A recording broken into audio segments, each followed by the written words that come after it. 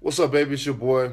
I wanted to give an update to all my fans that is wondering what's going on with me. So this is what it is.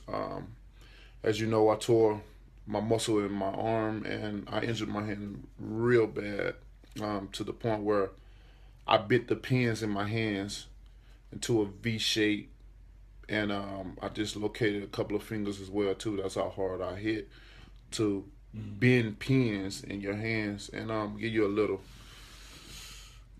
look at what my hands look like. As you can see, it's very, very swollen right now, with the pins just sticking out of my flesh a little bit, but it'll be all right where I dislocate it. And as you can see, my bicep, as I flex my arm, is going in because my muscle is torn. But you know, I'm in good spirit, and I'll be back soon. Stay tuned, bumps. What up, Fight World? It's your boy Ego, and I'm back with some more boxing. You guys seen the clip from Deontay Wilder.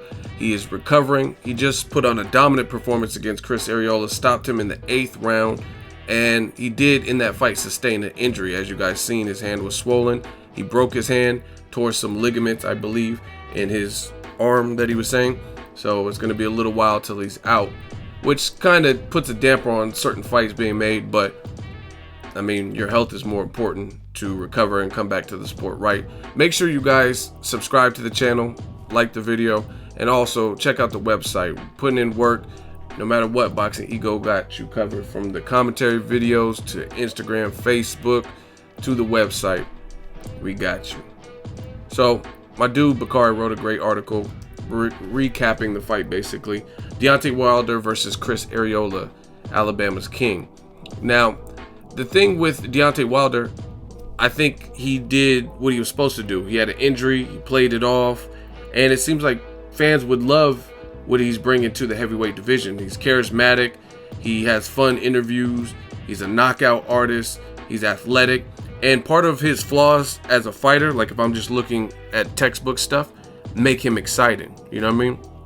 If a guy is just too surgical, like a Rigondeaux or Floyd Mayweather, a lot of times people complain. They say, oh, this is boring, because people can't match their ring IQ. They can't match their intensity. They can't match their brain. So people get mad and say, oh, Rigondeaux's boring, Floyd's boring, because a lot of people can't compete, so their fights become dominant for a different fashion.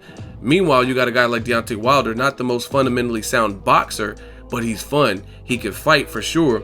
He has dynamite in his hands. That right hand is vicious. He's working on different things like his left and incorporating that more. And then also his jab is very underrated jab. And that's what controlled the distance and the pace. And as you can see in this picture, he can punch. You know what I mean? His jab was just, that's what set up everything. And it's good because as he grows as a champion, those are the types of tools as he reaches the upper echelon and starts fighting the Fury Klitschko winner, Luis King Kong Ortiz, Anthony Joshua. Those are the things that he's been able to work on, which will make those fights fun as well. And I mean, it is what it is. Chris Arreola wasn't the initial opponent. He was the last minute. But Chris Arreola did post this after his fight yesterday. As you guys can see his name. He posted a picture of Deontay Wilder. And Chris Arreola is one of those rare fighters who, if he won a fight in a robbery, he'd probably tell you that. You know what I mean? He's not going to just take the credit for it. He's just brutally honest. And he says, congrats to Deontay Wilder. He beat my ass. I have no excuse. He was the superior fighter. He know how to use his range and beat the fuck out of me.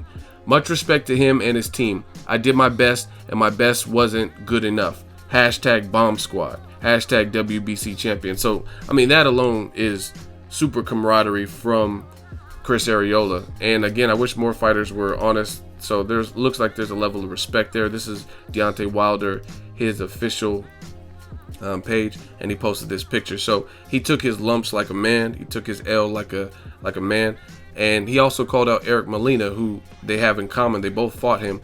Arreola got hurt by Eric Molina, and in that same round, he ended up stopping Eric Molina. And then, as you guys know, Deontay Wilder's undefeated, so he stopped Eric Molina as well. But Chris Arreola still doesn't like Eric Molina. I guess Eric Molina, something to the effect of, called him a quitter, and that's why he put it at the end. But I must say, fuck Pocho, bitch ass.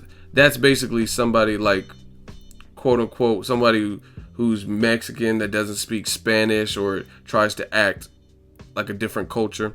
Bitch ass. And then he tagged Eric Molina. Fuck that puto.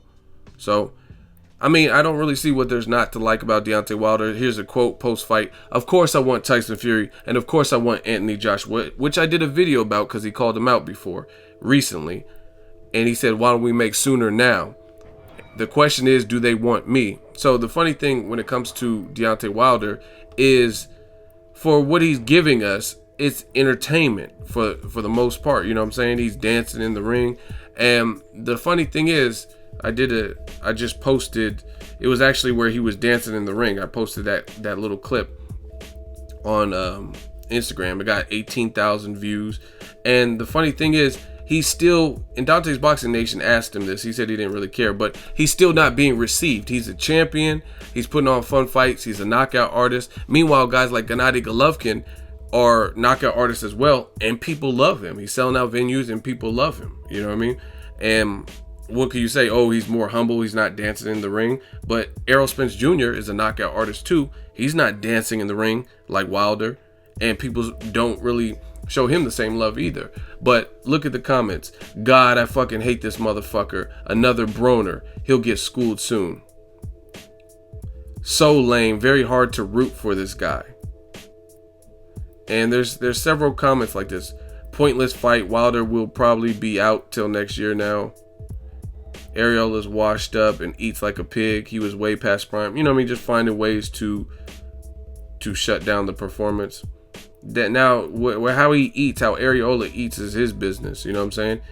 I don't think he lost because he was basically didn't want to win. I think he lost because he just doesn't have what it takes to beat Wilder. So it's just funny to see this, how a knockout artist who's giving what the fans said they wanted, entertainment. We don't want to see a boring Floyd Mayweather 12-round decision. You're not really getting that. In fact, the only person that even went the distance with Wilder is Bermane Stiverne. You look at the Povetkin situation. That wasn't his fault. So the WBC canceled that fight. So I really don't understand why Wilder's being received like that.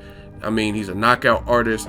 He hurt his hand and played it off, had a hell of a poker face because people didn't really know. I did know something was immediately up because at the post-fight interview when he was in the ring, before no one was touching him or anything, he was like, fuck. And I kept seeing him mouth the words, fuck. Go watch the replay if you have it on DVR or whatever. He was like, fuck. And this was before, like, the interviewer, the little chick, she looked kind of good too. But before the interviewer came up to interview him, he was just kept saying fuck. And he won the fight. So I'm like, why does he keep saying fuck? But obviously he was in pain because when the adrenaline stops and you're no longer fighting, that's when you start coming down to your senses. And that's probably when the pain starts to kick in because you're no longer moving and you don't have that adrenaline rush because the fight's over. So I wish Deontay Wilder a speedy recovery.